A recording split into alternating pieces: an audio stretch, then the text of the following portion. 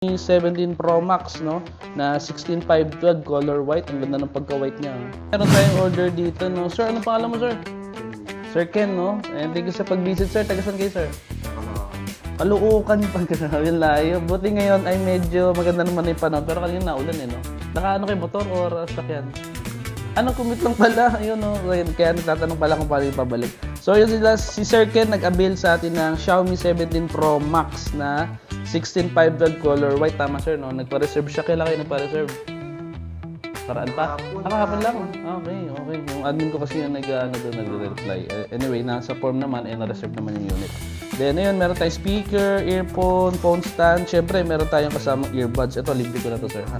Sige, sir, unbox na natin yung unit para ma-check na natin. Saan yung cutter ko? Ayun. Ito, sir. Ayan. Ito na, sir. Para ma-check naman. Tapos ito ay China ROM na wala namang pinagkaiba kung global or China ROM, pero wala pa siyang nilalabas kasi na global. So mas maganda talaga yung China ROM, mas mura siya at mas sulit. Ano ba yung phone mo dati, sir? Medyo low end ng bahagya, pero okay na rin pang ano. Ngayon medyo umano ka sa endgame na phone yan eh. Wala kang hahanapin dyan eh. Pataligan mo, sir. Yeah. Haba lang ng box, no? Pwede pamalo. Okay. Tapos dito, sir, meron tayong check natin, no? Kita natin. Ayan. Ganda ng phone.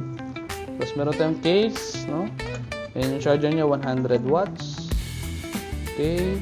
Tapos ito na yung unit. Open mo, sir. Kita natin. Sige, sir. Pero na ako.